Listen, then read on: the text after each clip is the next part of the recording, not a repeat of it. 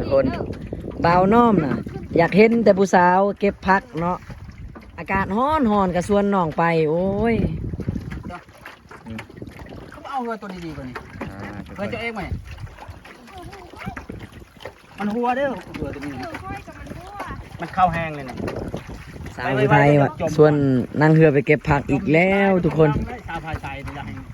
ให้กระโดด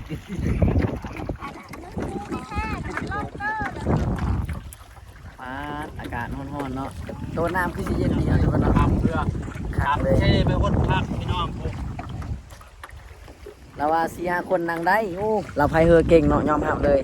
สาวนกนะเอ้าเขาไม้ปลายเราเอาไม้ปลายใช้ไม้ปลายไปปี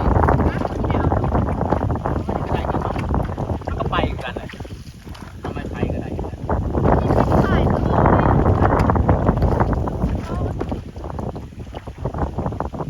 ตัวนี้ครับพี่น้อง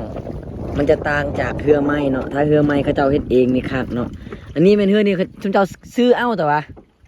เขาซื้อเอาเองอยู่ซื้อเอาอยู่เวียดบ่แต่ละคนนะแต่เก่าเป็นหอบไม้อ้าวมาเป็นตาไหนแล้วเขาเจอหอบระหว่างเรือหอบไม้กับเรือเล็กเนี่ยได้คักกว่ากันจ้ะวะเรือเล็กนี่คอยว่าเรือไม้น่ะมันบ่ตีงได้อีกอย่างจังซี่นะมันหนักเนาะเรือไม้น่ะมันเป็น3 เล่มเด้มันหนักเนาะเรือเนี่ยติ้งหน่อยนึงก็บ่ได้นี่จอดอันนี้แหละเรือเดี๋ยวยังหัวทุกคนจับพ่อจุ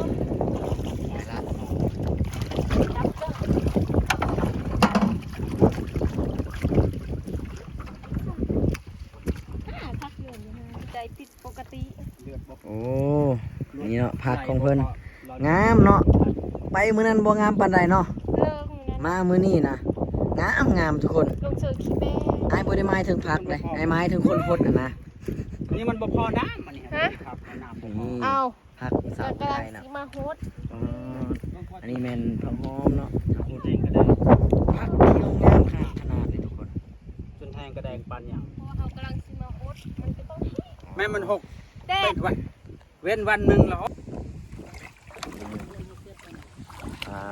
เด้อสบายเนาะเฮ็ดสวนผักติดกับอันน้ำเซเนาะน้ำบ่แห้งบ่บกจักเทื่อทุกคนเพิ่นสบายเลยเนาะเวลาเพิ่นหุดผักหุดหยังปลูกผักสบายเลยบ่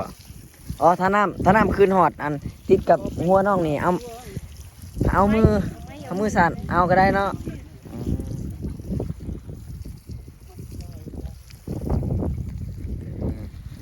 โอ้ดุมันขนาดเลยเนาะตัวว้าวไหมดูว้าวคุณมากินหัวนั่นเลยก่อนเขาก็ไม่ได้เอาบ่ตัวว้าวว่ายังก็ดูปานนี่เขายังไม่หักดูปานนี่เขายังไม่หักจะเจอดูทำเลย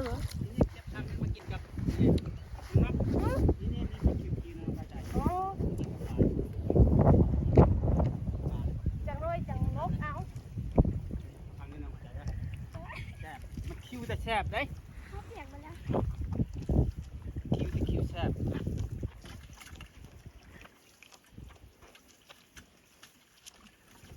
พดชอยนะลาเอ็กเกี่ยมตัวพดผักซอยน้องนก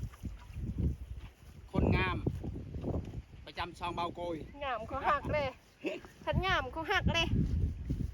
จะพูดว่ามีคนแอบหักเจ้าอยู่ใช่ล่ะอยากคู่แสดงตัวนะมีแสดงจากเธอจ้ะ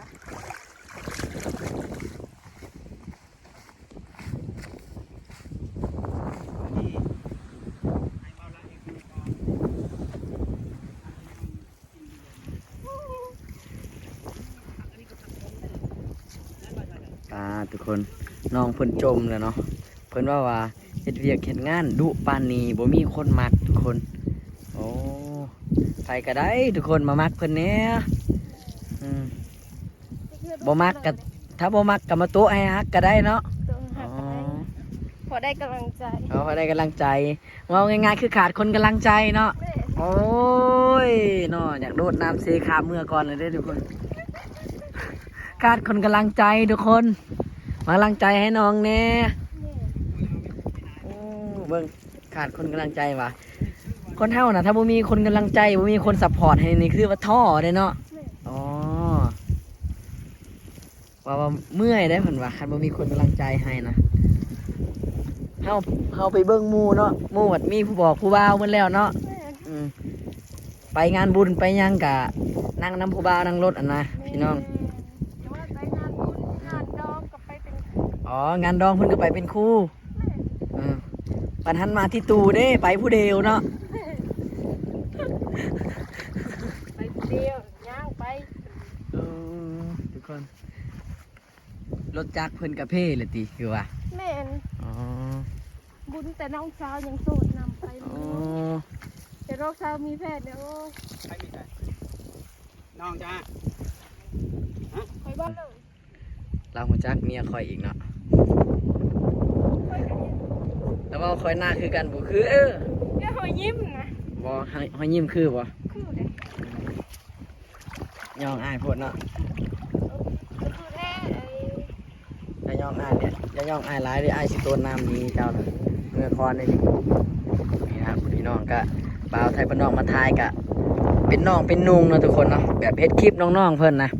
เฮ็ดคลิปแบบให้ทุกคนเห็นวิถีชีวิตของน้องก็คือลำบากแท้ๆเนาะสาวบ้านนอกบ้านนาหาอยู่หากินปลูกพักปลูกพังเนาะตามน้ำตามเซเนาะกินผักกินหญ้านี่แหละวิถีชีวิตสาวผู้ไทยก็บ่ต่างกันกับสาวบรูเนาะทุกคนเนาะแม่น ถ้าสำหรับ FC คนใด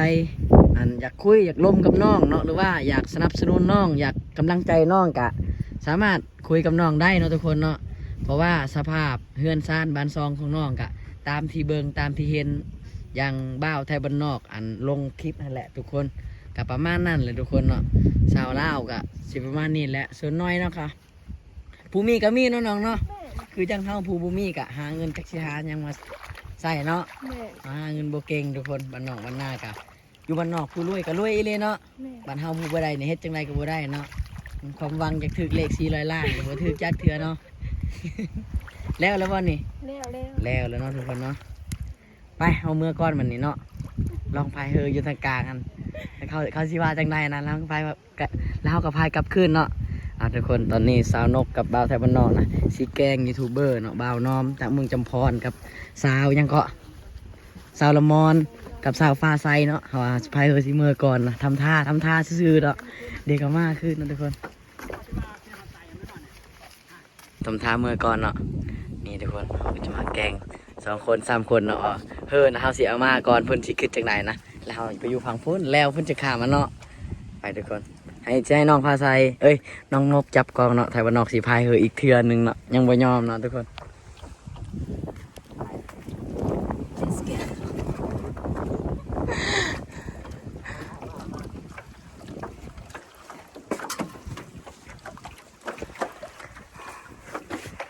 มือก่อนเด้อมือก่อนทุกคน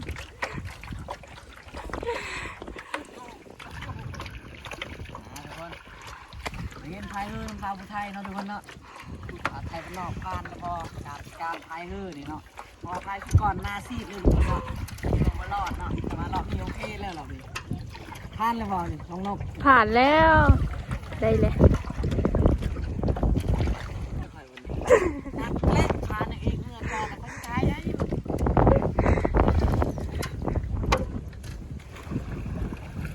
สาวยังเกาะทีคอยไทยเมื่อนั้นอยู่นี่นะ สาวอินทวา สาวยังเกาะ อินทวา เวลาอยู่ทางนั้น อยู่เครือบอลหอย่างไปซ่อนนั่นดิ ฮะ บอลแต่หอย่างไปซ่อนนั่นดิ เป็นยังไงฮะ มีแต่หลังตัวนี้เด้บางเคอเขานั่งอยู่ดิ เพิ่นลา เคอเหินไล่นะ เพิ่นไรนะ เคอเหินไล่ เกินไรเพิ่นธรรมดา คนละพระทางนะเด้ เพิ่นธรรมดาอยู่แต่ว่า เออ ก็บ่เห็นอยู่ จักเด้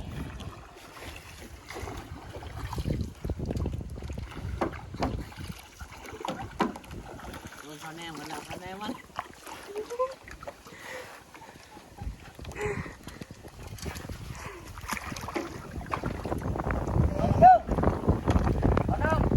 เมื่อก่อน ก็ว่าแล้วมัน มีคนรอบนี้แต่ว่าเป็นน้องแกงเขาเนาะ ชูมาแล้วมันชูมาแล้วของ บัตรเธอทางเป็นทางการ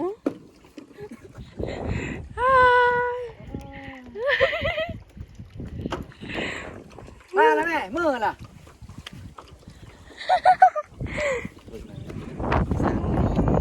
สามพี่น้องยืนหลบกันว่าชิมือจังใดวะ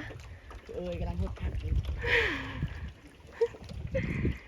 หมอน้อม ลอยมาเด้อลอยมาเด้อ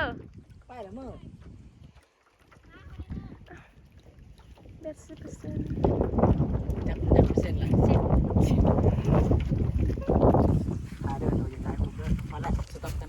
นี่ทุกคน แซ่บบ้านนอกใส่ หลังจากเสาวนกเนาะ ขนาดนอกไปใส่ เพิ่นไปหดพักแล้วเพิ่นกะมาเฮ็ดกินแตงกินเนาะพี่น้อง แซ่บบ้านนอก เพิ่นกำลังเฮ็ดกินเนาะ แซ่บบ้านนอกเสือเขียวมาจากซื้อคนเสือเขียวมาจากซื้อเลยแล้วมาใหม่แล้วมาจากซื้อ มาใหม่นี่เราก็มาใหม่นี่ เขามาจากซื้อละ อีไร ซื้ออะไร มาพี่น้อง กินน้ำเดวเด้อทุกคนเด้อเดี๋ยวมาซิมมึงกันแซ่บปลา ไอ้หลายๆนี่กระปุนน่ะ กินข้าวกับสาวผู้ไทยอีกแล้ว กระปุน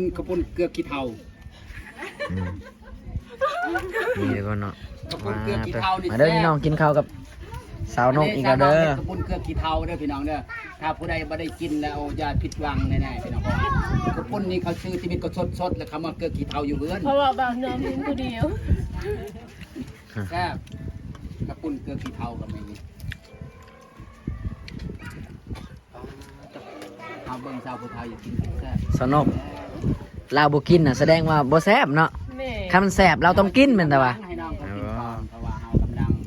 ถ้าคำว่าของแซ่บนี่คนเฮาถ้าเป็นว่าของแซ่บมันต้องมักมันต้องกินอยู่แล้วเนาะ บ่ได้กิน นี่ถือว่าเราบ่อยาก นาสิว่าสงกรานต์นี่สิมาเลี้ยงใหม่อีก ถือว่าเซานกเฮ็ดผิดพลาดแล้วถือว่าบ่แซ่บบ่ถึกปากเราจะบ่กินเด้ ผ่านจากวันนี้ แม่นผิดพลาดแล้ว สงกรานต์ไอ้สิมาเลี้ยงใหม่อีกได้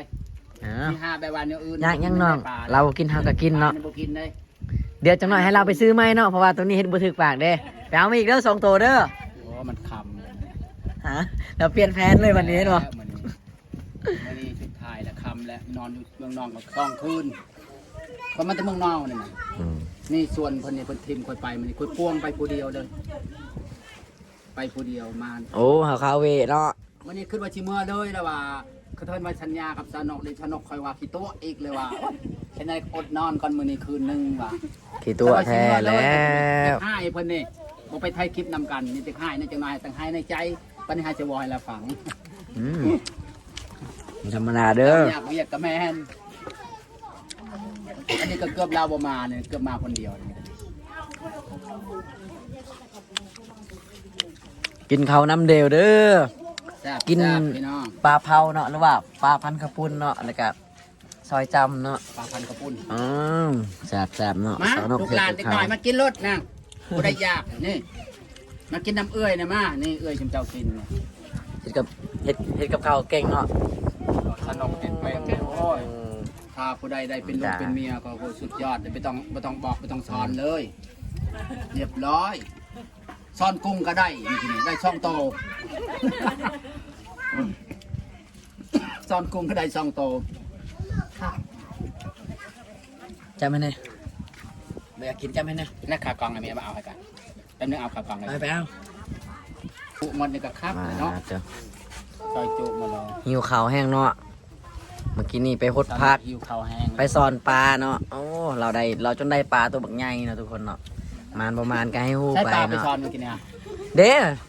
เนาะ เอาไปหมอกแล้ววะเบิ้งซิมมากัน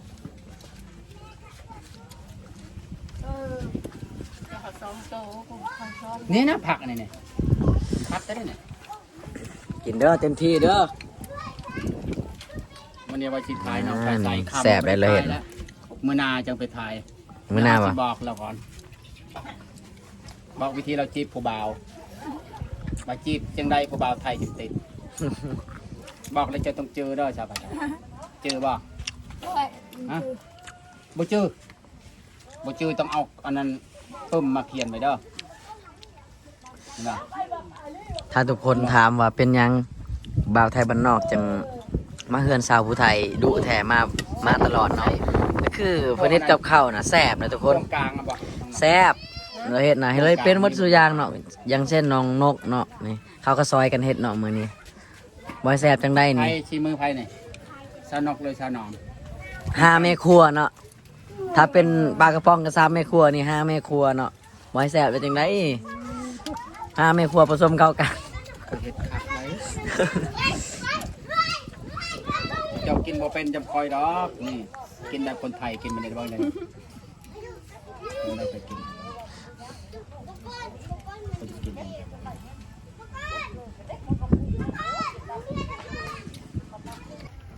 โอ้แล้วนะ แซ่บๆเนาะ น้องประชาเฮ็ดคำใหญ่ๆนะ ว่า เอาจำกำปั่นเนี่ยหรอยูเขาหลุดเอาให้น้องนกยูซอยมันน่ะ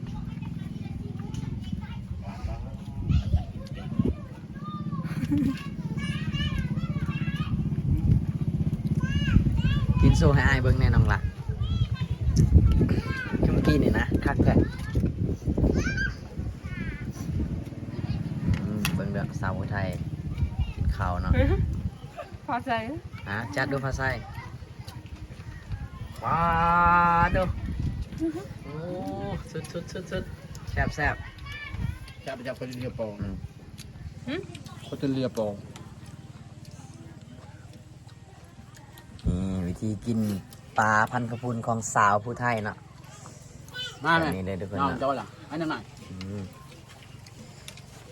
น้องจะว่า มันแก้วละมอน ไม่น้องจะ เอาแจวลงไปซีนปลาเด้ กินแล้วจะเผายาเด้อ กินเป็นตาแซ่บซะเนาะ แต่ว่า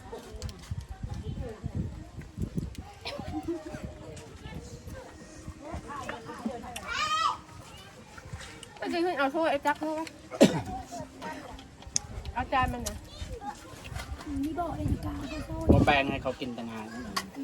หนูเอาให้ลาซาวค่ะ แบ่งทำไมเขาบอกอยู่ว่าแบ่งอยู่ป้าหากระบอกครับพี่ครึ่งหนึง ชวนเอาอันนั้นด้วยเอาถ้วยชวนขึ้นเลยนะชวนลงแล้วตักเลยนะตักลงตักกระปุนเอาชวนนั้นชวนลงเลย เอาถ้วยนี่บอก เอาถ้วยนั้นชวนขึ้นรถแบบนั้นน่ะ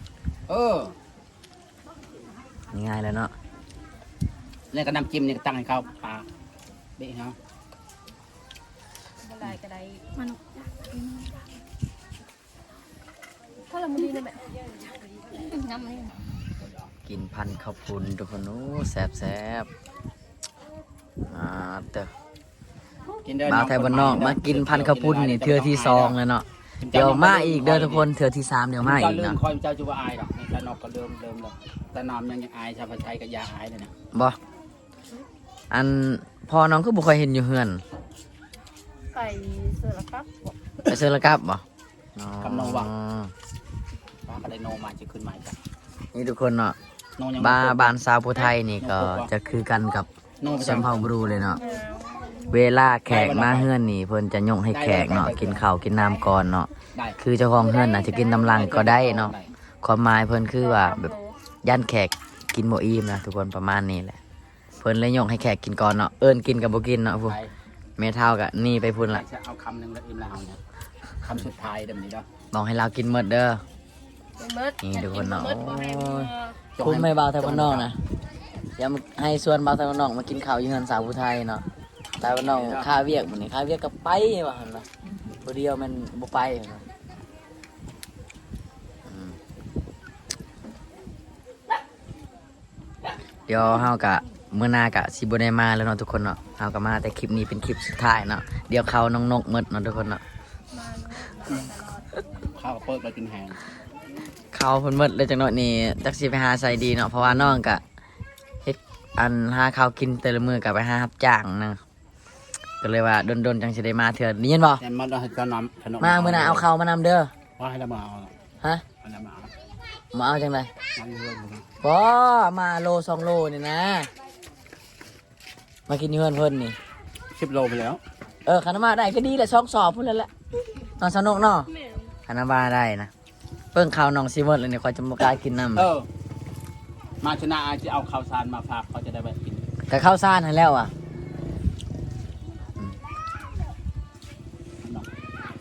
ได้ปะ ได้ดีแหละคอยบ่มีหน้านะถ้าคอยมีหน้าคอยเอาให้หรอกจับบ่มีหน้าเราลายเนาะเราคายเขาลาย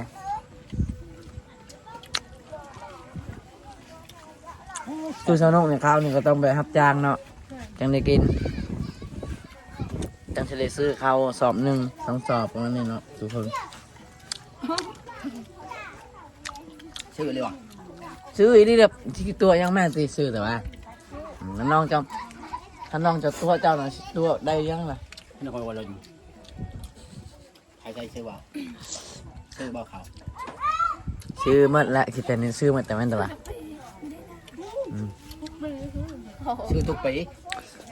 เพราะว่าคงเขตนี่มันเป็นคงเขตแต่แบบภูมีแต่ภูเนาะ น่ะ มันบ่มีตรงเพียงเนาะก็เลยว่าบ่ค่อยมีหน้าแล้วกะดินดอนทอนยากะยากเลยชั่วมือแม่นบ่ของไผของมันแล้วบ่คือแต่เก่าได้พี่น้องสมัยตะกี้นะไผอยากเฮ็ดอยู่ไสก็ได้ชั่วมือนี่ไผกะออมโฮหมดดินไผดินมันเพิ่นเลยอยากปลูกนั่นปลูกนี่คันผู้อยู่สมมุติว่ามีคนมาอยู่ใหม่ๆนี่แฮงกระเต็กเลยเนาะ ไม่ได้ จักสิไปหาเฮ็ดอยู่เซอร์ คนใหม่ยังบ่มีดินและคนเก่ายังบ่มีดินป้าจะเอื่อมเฮ้ยบัดเอาสมุด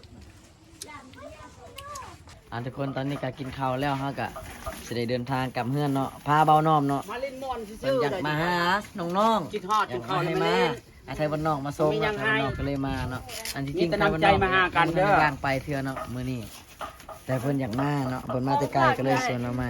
ฮะ กองฝาก อันนี้ของฝาก แม่ มันคือหยังไงล่ะ น้ำพัก อ๋อน้ำพักโอ้คักเลยทุกคนขอบใจเด้อ เป็นยังไง นี่เนาะน้องนกสาวไทยฝากน้ำพักมาให้เนาะปาดคักแท้บัดนี้มาพี่ดิน้องๆเพิ่นฝากน้ำพักให้ คือเป็นหลังใช่ไหมจะเป็นหลังที่เป็นนาใช่มาพี่ก่อน ใช่นาบ่ เจ้าคือใจดีแท้น้ำพักของแสบเป็นทุกคน เพื่อจะได้กินกับโมเมนต์ง่ายแมันบ่ แม่ เห็ดมาหลายขั้นตอนแมันบ่ แม่ จากเดือนจากมือจังได้กินเท่าเห็ดนี่ ประมาณ 30 ปี สาวมือคือแรก ประมาณ20มื้อเนาะเราต้องได้ตำหลายขั้นตอน แม่งอยู่ แม่ นี่ บ่แม่นน้ำพักตั้งที่อายเห็นเจ้าตำมื้อนั้นบ่ที่อายมาทักทายบ่ตอนนั้นเนาะ แม่ ป่านมื้อนี้ได้กินแล้วคือว่าหลายมื้อเนาะตั้งแต่มื้อนั้นกันเนาะ ลายมือ หลายมื้อแล้วทุกคน ทางมีก่อนหน้านั้นพร้อมเราต้อง อ๋อ ใส่ฉะนั้นแล้วต้อง เพิ่นสิมาถ่ายเจ้าคนเดียวว่าง นี่ ๆถ่ายว่ะ ฝากเลยทุกค ถ่าย น อยู่ เนาะ เฮือนจะได้ โอเคขอบใจเด้อน้องนกเด้อ ตัวเป็นอย่าง แต่มันย้อนคำนะถ่ายไม่ได้ วันนี้ขอกินน้ำผักน้องนกไปใช้กับลาบปลาก่อนบางทียันได้ปลากลางทางสมาลาบกันใช้เบิ่งกับน้ำผักเนี่ยมันสีเข้ากันหมดทุกคนเนาะคิดว่าต้องแซ่บแน่นอนเป็นบ่ แซ่บ แน่นอนอยู่แล้ว แจ่วนี่แซ่บ ถ้าทามว่าบ่แซ่บเบิ่งหน้าคนเห็ดแน่เนาะ แม่น เบิ่งหน้าคนเห็ดงามบ่ ขอบใจเด้อน้องๆทั้ง4คนเนาะขอบใจเนาะบ๊ายบายไว้มื้อหน้าพอกันไหมเนาะโอเคเนาะโอเคบ่ได้รำคาญกันติ บอยินดีต้อนรับเสมอ ยินดีต้อนรับเสมอบ่ ยินดีต้อนรับเสมอ ยันบาอยู่โดน ยันว่าอายมาแหละโว้จักมายังได้อายคอยมากับมาตลอด บอ เขาขึ้นน้องบึดติบบ บอมาได้ตลอด จนว่ามีเขาสิมาเลยมื้อแรง มาแต่น่าจะเอามาแทนก็แล้ว เอาฟังนำกันเลยเว้าแท้เลยอันนั้นก็เราว่าจะได้ก็มากินนี่ เอา แล้ว เข้ามา เอาเขามาแทน ก็ไม่เล่าสิหาข้าวสารมาให้คืน แม่ อ๋อจะเอาข้าวสารให้คืนเว้าแล้วกับ แต่ ได้ ปลานี่อย่าเต้นแล้ว ปลานี่บุกเกี่ยวดอกอั ยังเต้นเล็กเลยเนาะ ว่ ถ้ามีเวลาก็มาเต้นใหม่เนาะน้องน้อง หมอนอมสิฝากเข้ามาให้มื้อหน้าเด้อฟังนำกันเด้อโอเคขอบใจเด้อน้องเด้อไปเด้อ ๆจะพักไป โอเค เนาะ โอเคไว้มื้อหน้าพ่อกันใหม่ แ